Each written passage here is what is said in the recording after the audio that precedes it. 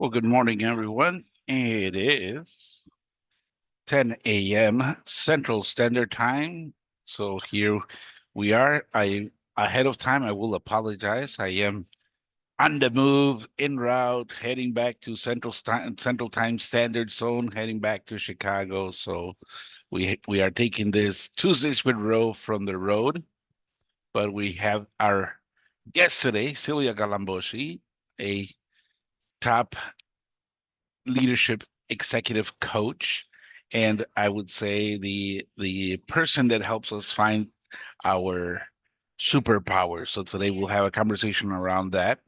um, Let you know that Sylvia's got plenty of experience. I'm kind of jealous of the experience that she has, being 20 was it 15 years with cruise lines, and everything looks beautiful, but on top of that she's got a master's in.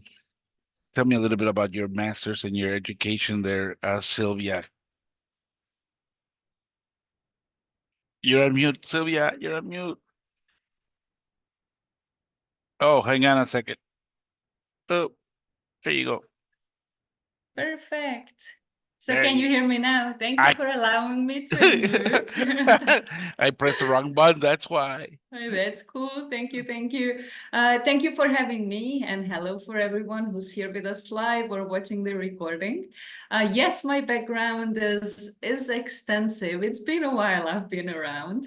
Um, the cruise line experience I had was about for 5 years. Then I had 15 years of multicultural, multinational, huge organizational experience in the corporate world.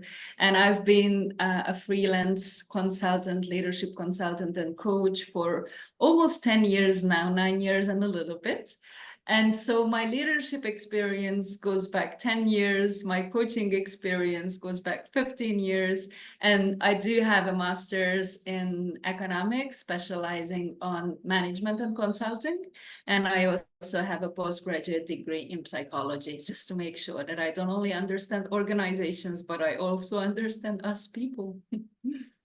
Well, I don't know which one is harder to understand, people or organizations, but that's definitely great, the experience that you do have. So again, we thank you for participating with on Tuesdays with Ro, and we're all really looking forward to getting to understand more about this behavior profiling tool that you talk about and how to uncover our superpowers. So, Yes, uh, exactly. So whenever you're ready, let's jump on to the world's #1 behavior profiling tool. And before I go into that, let's talk a little bit about why it's important that it's actually behavior. And I'm absolutely sure that a lot of us are aware of the iceberg model, and a lot of us are using it for different aspects of our lives, for different consulting, for different understanding of how everything is going. And let me put this here out for now, because behavior is the top of the iceberg. So what we know about the iceberg is that only a very tiny part, 1/7, 1/8 of the iceberg, is visible. That's what's above water. Everything else is underwater. So our behavior is the part of us that's visible. So that's the part that's above the water. And as you see, there's other things that we have: our knowledge, our skills, our motivation, our attitude, our values, our beliefs, and down at the bottom, our personality. And it's very important to say that with this, we're actually measuring behavior. Also very interesting from this picture that our levels of consciousness can be about our behavior, about our knowledge and skills, but a lot of times we're not aware of our motivation or attitudes or our values or our beliefs and of our personality. That's something that we can discover as well together. But today we're concentrating on our behavior, which is the top of the iceberg. What is it that we show to the world? What is it that the world observes and perceives about us?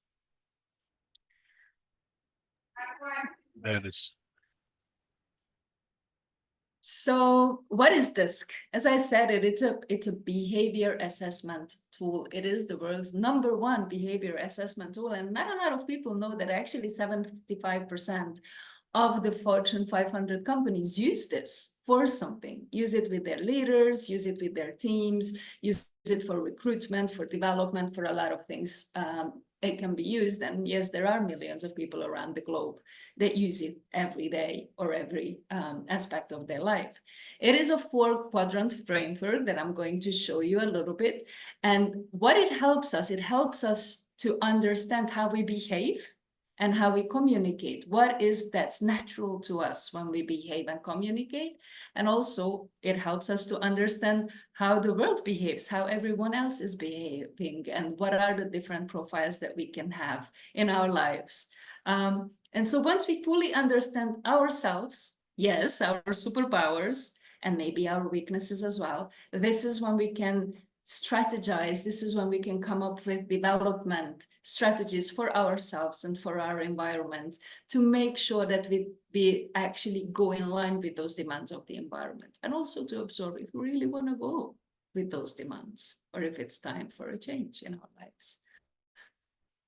So when we talk about the 4 quadrants, you can already see on this side of this slide that I've put introvert and extrovert, and task focus and human connection focus here, because these will be our 4 quadrants. So first we select if someone is an introvert or an extrovert, and then we can also select if someone is task focused or human focused, human connection focused. Some people would say rational and emotional. I prefer to use the terminology task focus and human connection focus. And so there we go. This is what I call the disc wheel.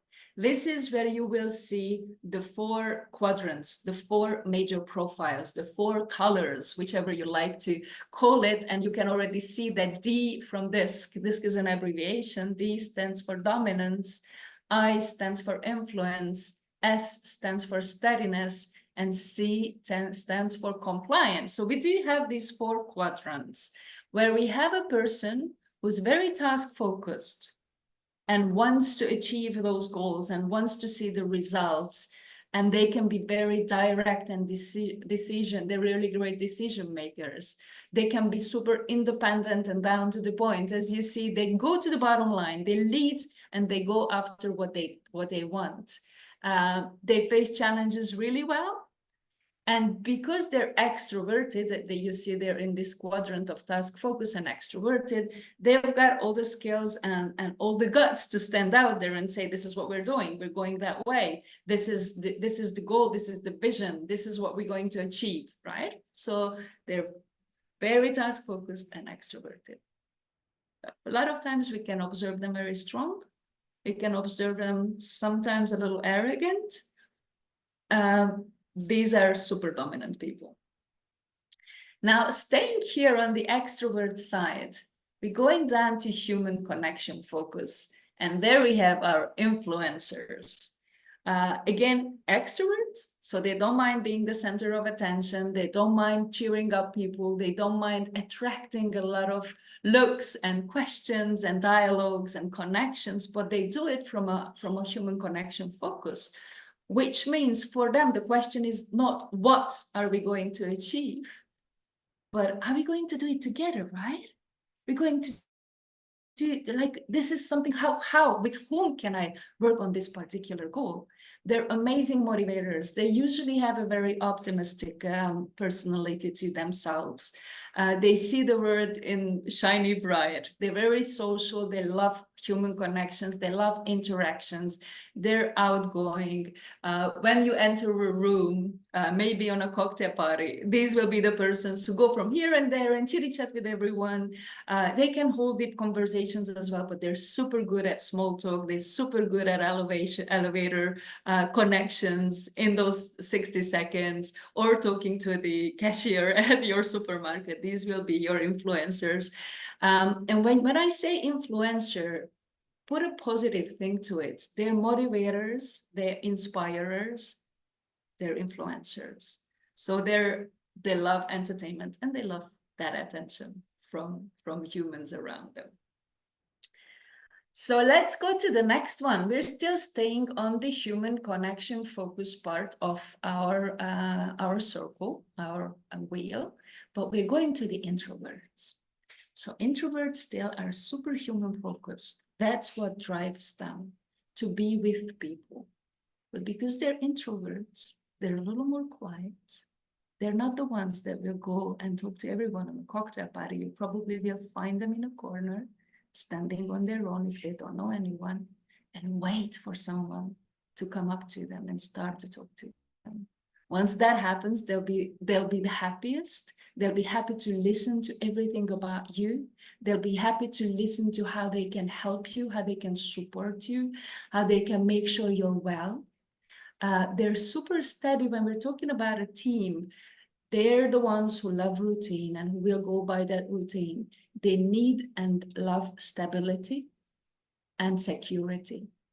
And so for that, they are the ones who will be working in the background. That's their preference. They're amazing listeners. They will be the ones making sure that whatever team goals you have, the work is actually done. They'll be there steadily performing the routine. They're very quiet. So when you talk to some of these team members on your team or colleagues or even friends, unless you ask them, but are you okay? Is there anything I can help you with? They will not forthcome with their requests, with their pain points, not even with their happiness. So they're amazing listeners. They're the best friends. They will be the ones you can always rely on. They're the best teammate.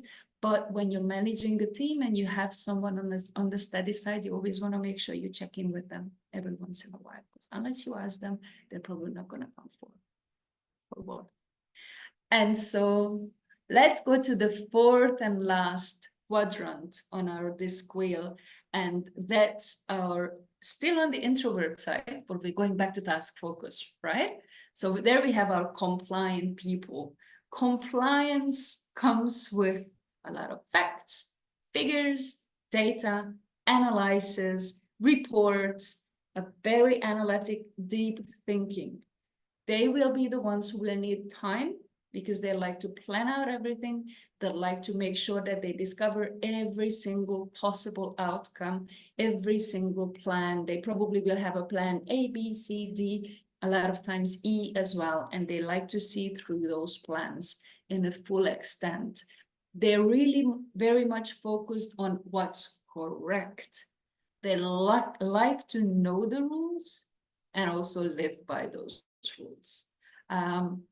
They're from a social perspective, they probably will not be there on that party at all that we mentioned, because they're not very socially focused. When it's business, it's business. When it's private life, it's private life, and it has nothing to do with my workplace and nothing to do with my employer and nothing to do with my colleagues.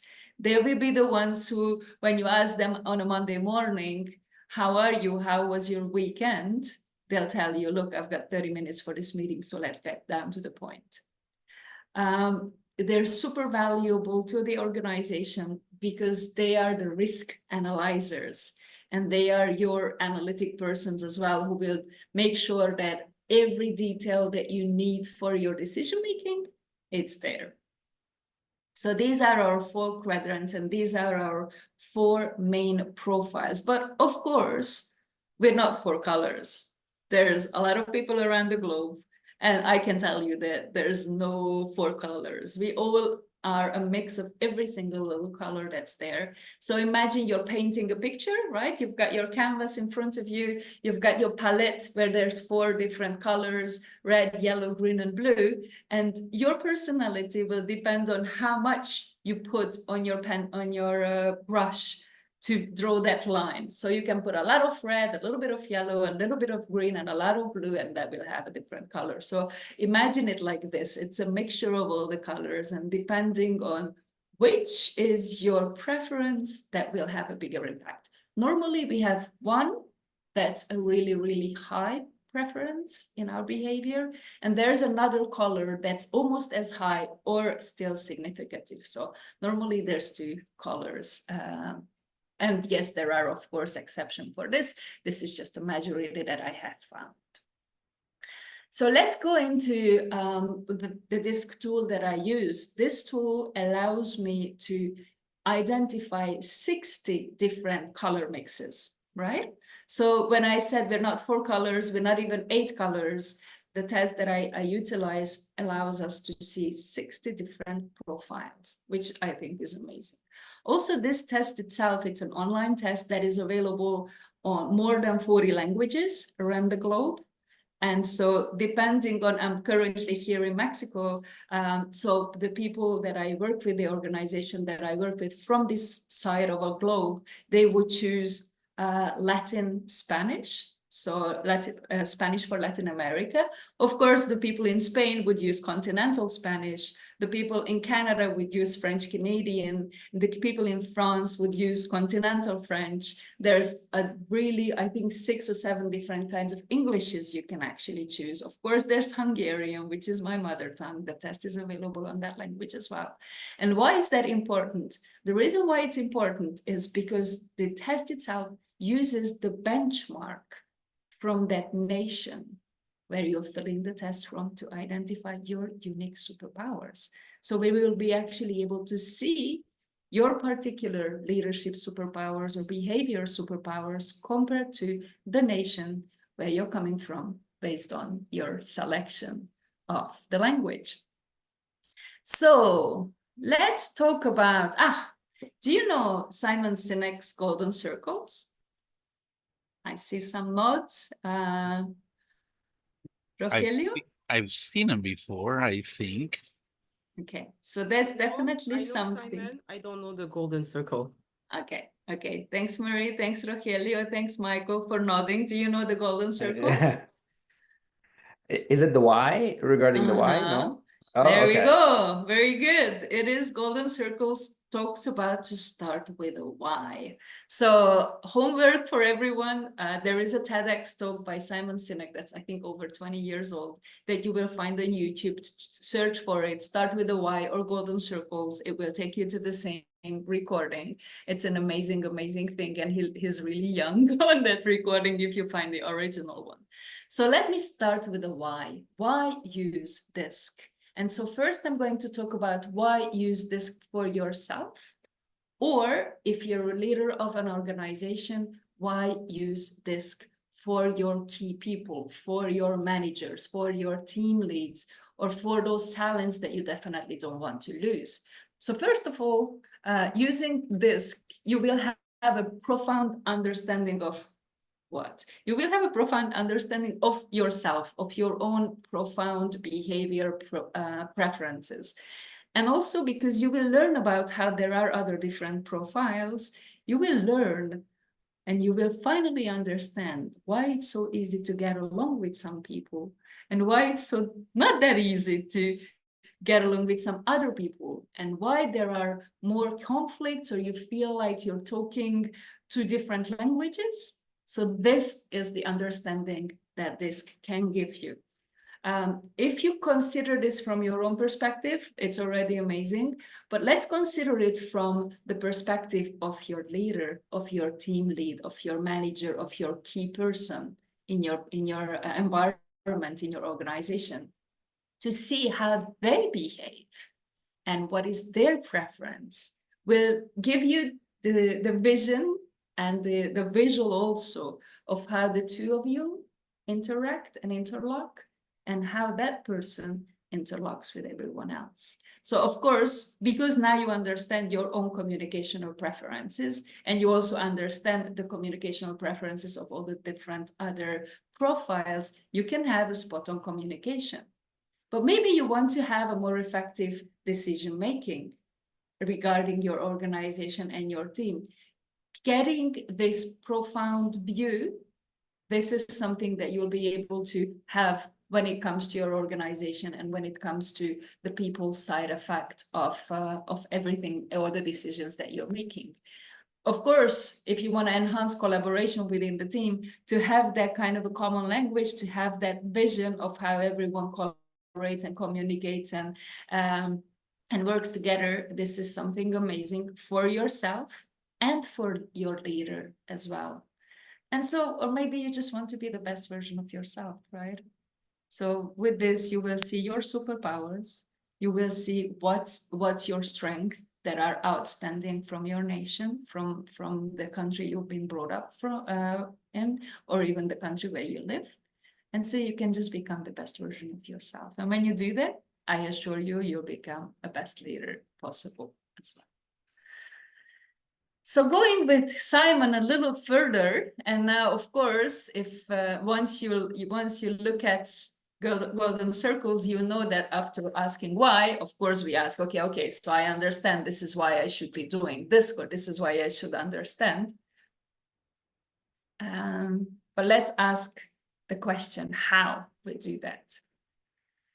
And so the hows of this is, of course, by leadership self-awareness, of course, by the fact that, hold on, something's happening with my camera. So, of course, by the fact that you will be aware of yourself. And also, I'm not sure what's happening with my camera, but let's try it again. Sorry. Yeah, I'm back. Thank you. And not only being aware of yourself and understanding your profiles and finding those superpowers, which you actually get in writing. So it's a very fact-based report, 26 pages that you will have in your hand. So finding your superpowers is your strength, and finding your weaknesses, well, you'll know what to delegate, right?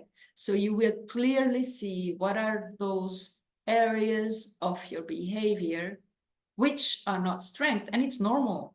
We have different strengths and different weaknesses. Now, in a lot of leadership development approach, they say, okay, so you have to put effort and time into improving your weaknesses, and so to make sure that you're better on those. I personally have a completely different approach on this. I think if you focus on your superpowers and you put a lot of energy into your superpowers that are there already, that's going to give you a much quicker and wider success than putting the same amount of energy into trying to enhance your weaknesses and improve them. What can you achieve with that? Maybe you come up to an average, right? Well, with an average, you're not going to conquer the world. You're going to eat the world with your superpowers. And so when you find what's not a superpower, that's where you can see, okay, what to delegate, how to reorganize my tasks, what is it that I can do for myself and also for my team. And of course, the report, and that's a part that I love in the report, will actually tell you your time wasters. What are your time wasters? Are there long lunches, or are they being kept in a circle, in a loop of thinking, overthinking some ideas rather than actioning them? So how will you be able to do better? Well, you'll be able to see your time wasters. And of course, another thing, you'll learn about your own motivators, or you'll learn about the motivators of your leader for whom you're performing the DISC test. You will exactly know how to motivate that person. You will exactly know what's his or her superpower. You will know what it's best not to give him as a task, because that's not the superpower of that particular person. You will see how to manage. And there's a page that says how to manage that person, what to say, what not to say to the person. So you actually get the vocabulary to that. And these are all the hows, how DISC can help you run a better organization, have a better communication, and achieve goals, and maybe clear conflict, right? And so, of course, the golden circle, the last question that we're asking is the what question. So we know why, we know how. Let's see, what is it going to give you? What can this give you? It will give you a vocabulary. As I said, it gives you a printed paper that I actually have on my fridge, and I'll tell you about this in a minute, of the vocabulary you should be using to that leader that you did the test with, or to yourself. So the one I have on my fridge is not about me, it's about my kids. This is something that I have performed for my 10-year-old and my 12-year-old, just for this. I actually have a user manual to them, what to say, what not to say if I want to achieve my goals with them. I know how to motivate them. When they were born, I was wishing they had a little digital display, which tells what's wrong with the baby, because a lot of times I was lost. And so this DISC test, it serves a little bit like a user manual. So I was really happy to have it for them. It tells us how to manage and motivate that particular person. It even tells us what's the ideal work environment of the particular person who's filling the test. It gives all the triggers for the conflict. And so when you have all this in your hand, this, what it gives you time, because you're going to be able to gain back time to when you focus on your team management or when you focus on yourself. Cutting the time wasters, delegating profoundly, focusing on your superpowers. This is all what this can give you. Any ideas? And this is what I want to go into, and then I'm checking time, but I think we're still good. Yeah, So we're still maybe good on let time. And okay. hang on, just before you go on to the next one, we're still good, but up to that part, there was a question that was brought up, and Yes, I was so gonna stop for questions. Let's do questions. there was one question that was done about how does it compare DISC to Myers-Briggs profile? And I'll read the question. Mhm. It's in the chat here. Hang on a second, and let me go back. So traditionally, they've come across the Myers-Briggs, and there's a correlate. Is there a correlation between the person's Myers-Briggs profile and the person's DISC color palette or profile? So there are, I can't even say a number. I guess there are over 100 different profiling tools out in the world that you can see and that you can find that will help you to analyze a particular person and see and basically do self-awareness and increase your vision and visibility and also your self-knowledge about yourself or your people.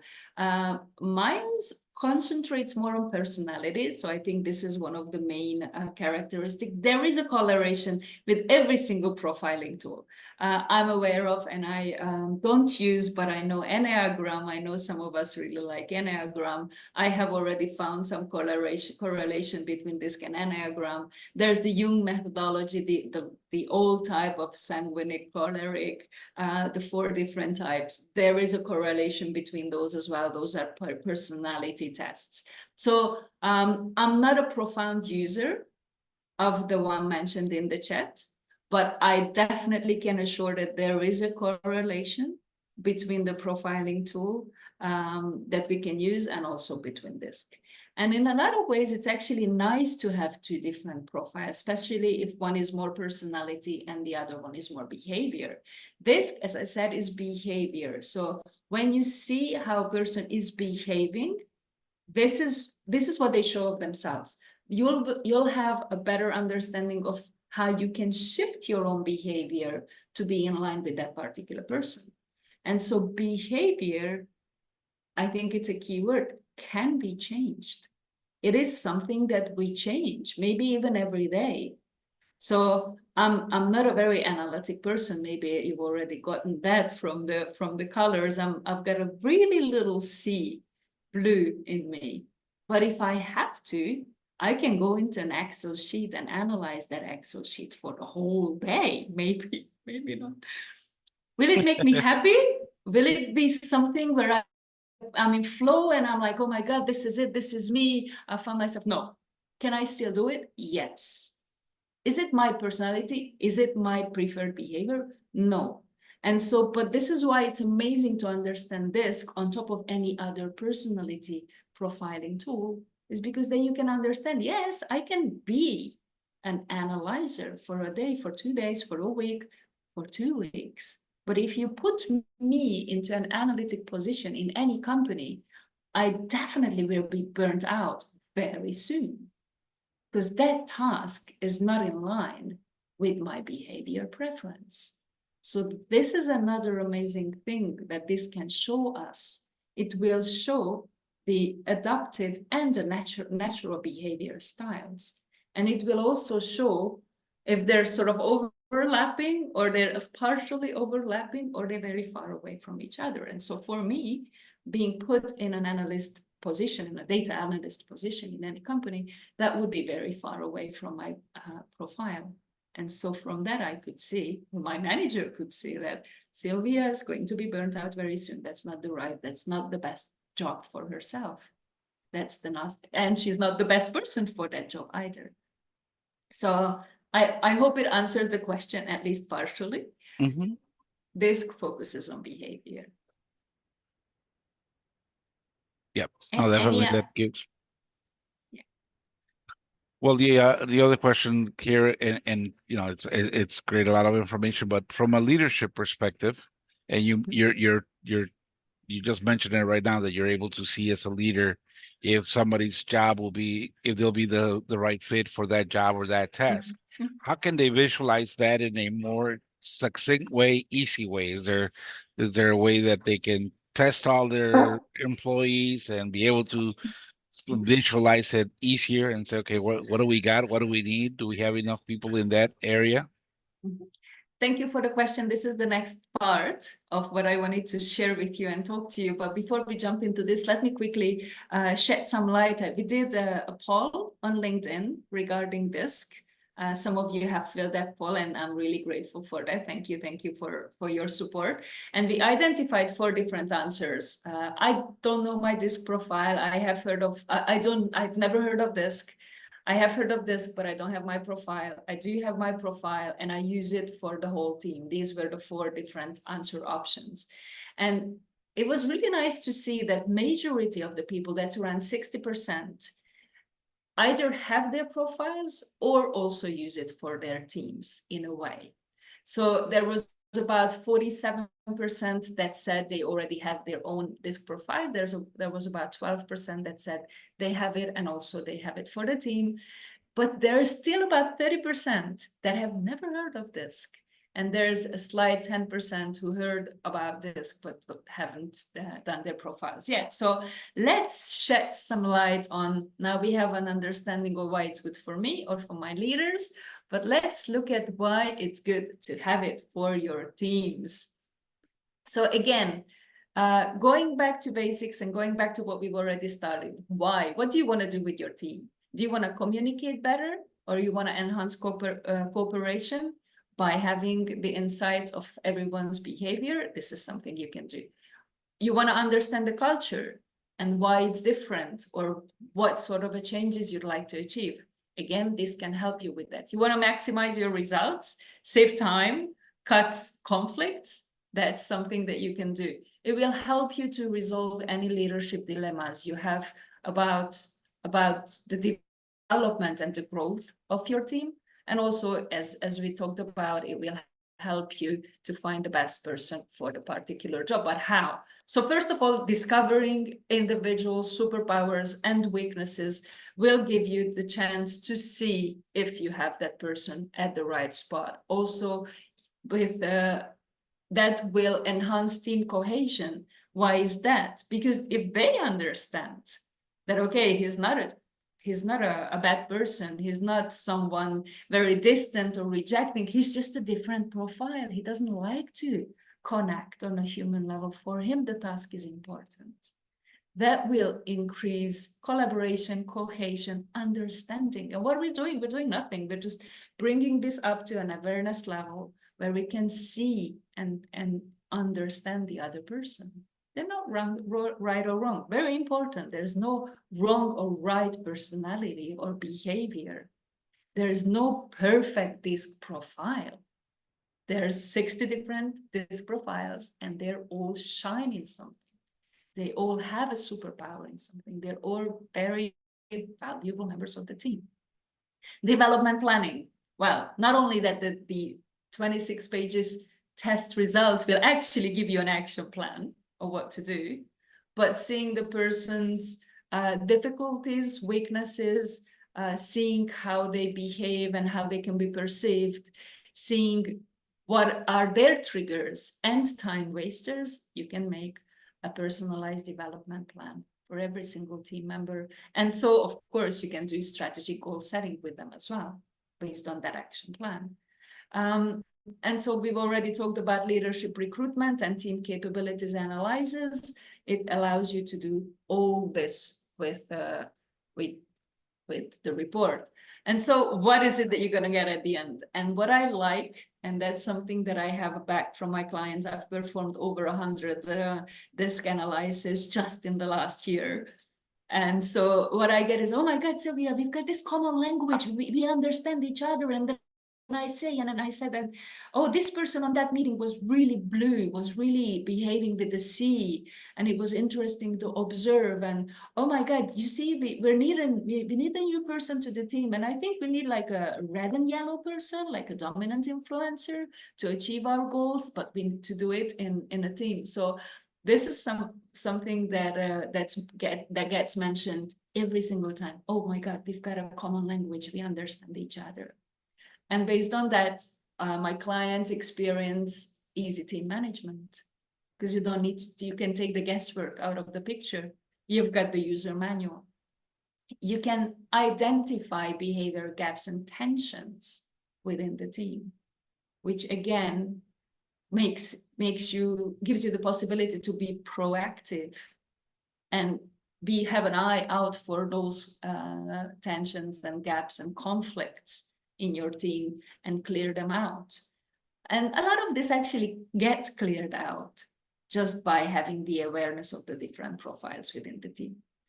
And so if you have to, and sometimes you do have to do fact-based reorganizational strategies, now it's like, okay, so I'm going to reorganize my team, but how? Again, having the facts on a piece of paper will help you to build any reorganizational strategies. And I know that examples speak for themselves. So to answer the question, the last question that came up, is there a way to see how the team can collaborate? I brought you a real life example. It's of one of a team that I've worked with at the end of last year, and we're building a leadership development project basically for starting from second half of this year to make sure that we take the most out of this team. So we're going to use the same four little labels that we already know: task focus, human focus, extrovert, and introvert. And I'm going to show you the same disc wheel, only in a little more detail, that we call the group wheel. So look at this. This is something that I love. You see the colors. Remember, red was D. You see here our big letters. So that's the dominant. Yellow was I, the influencer. S was steady, was supporter, the green part. And our analyzers are the compliance with the blue. And so there are 8 different team roles or team functions that we need to make sure that we fulfill. And starting from the dominant, the person who's fully dominant, a lot of red, will be a conductor. A person who's got a bit of yellow, like there's a balance between red and yellow, so a dominant and an influencer, they will be our persuaders. They'll help to make sure that it's something that we achieve, that we're on board. The promoter will be the one who talks about whatever's happening in that organization so that others sign up, so they're motivated and engaged and inspired. The relator is, you see, remember, this is only human connection focus. They will be the ones that connect the team. Supporters, they'll be the ones that actually do the job. Coordinators will be, they still have a human focus, so they're between steady and compliant, so they care about people and care about connections. So they'll be able, they're like a translator, translating from human language to analysis, whatever task needs to be translated. Understanding what the team needs, but able to focus on what's the task part of it. And then we've got our blues, full blues, analyzing. And then these ones that are from compliance into dominant, blue and red, they're our implementers. I like to call them our project managers. They'll be the ones that implement any kind of decision, right? So these are the 8 team roles.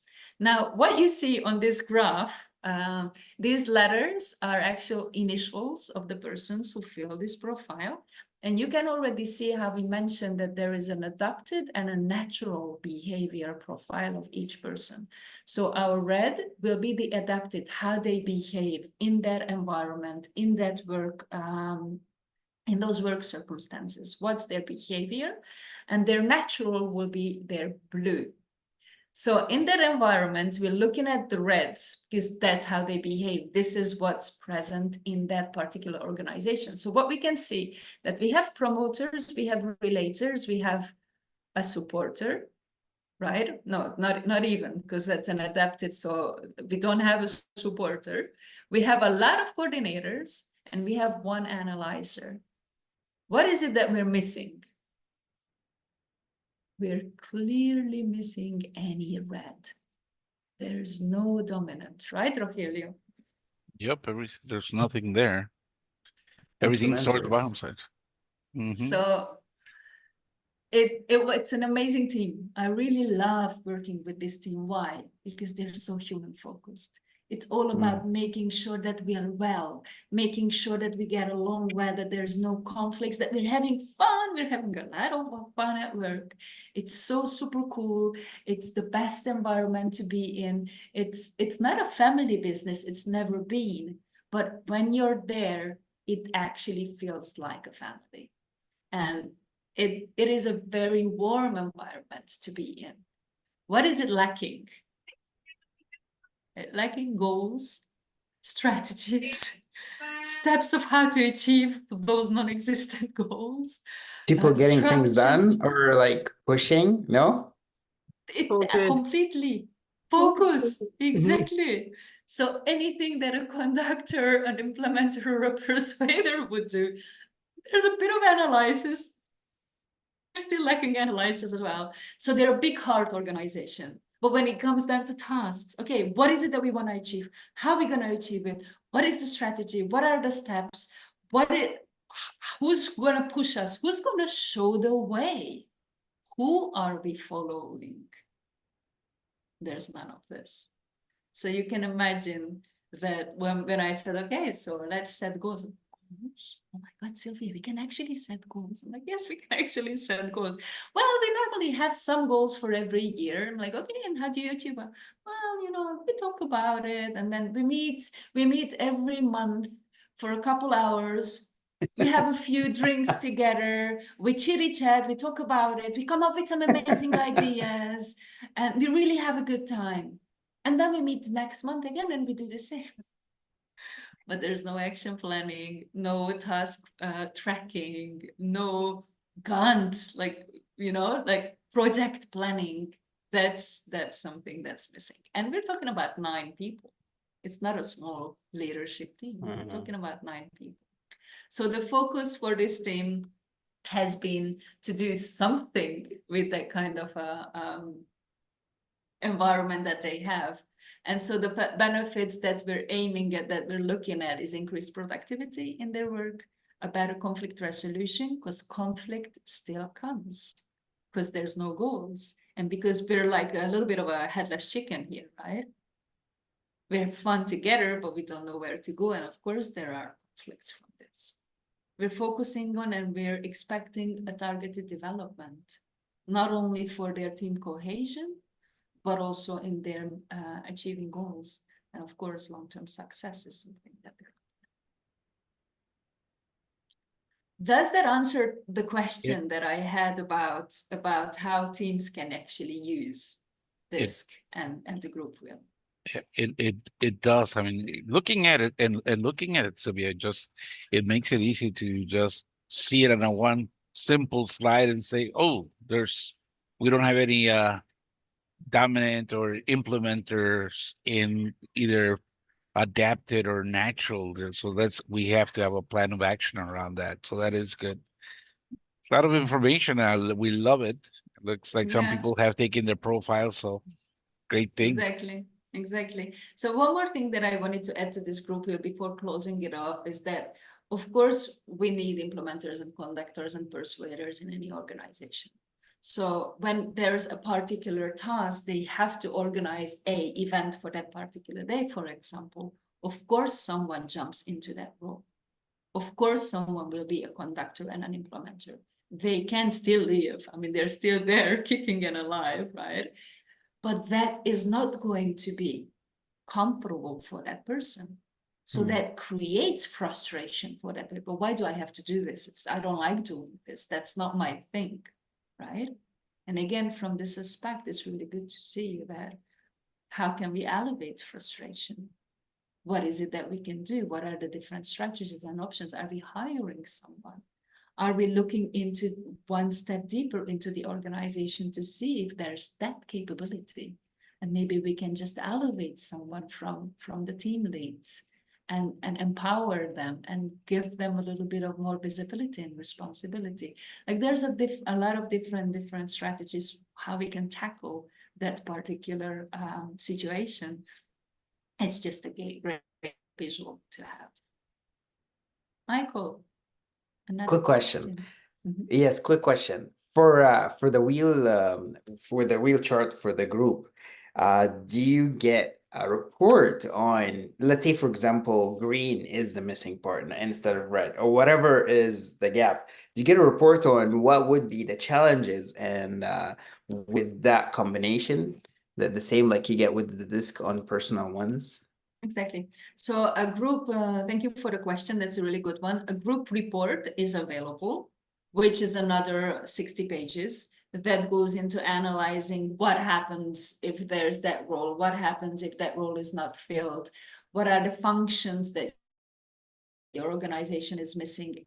And so it gives a great deep analysis and a lot of data about what can be done. Yet also it's part of my job, basically, to then guide the organization into resolution, to make sure that they see and hear and understand, not only in writing and in paper and in sentences, but also more on the human level as well. How does it feel? What does it give them? And what does it makes them lacking?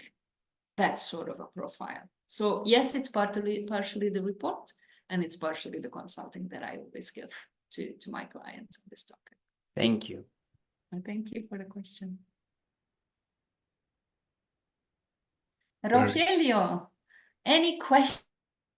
Any Well, other? yeah, the question that sure is at the top of everybody's mind and at the tip of everybody's tongue is, we saw the benefits of being self-aware and being the better version of you, and really looking back at where you're from, continental disparities or differences. So that's a great test.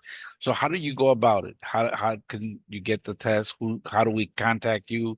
What about leaders that have a staff that wants to connect and learn their superpowers? How do they go about it? So, well, let's just discover your superpowers together. Drop me a message, send me an email, look at my LinkedIn.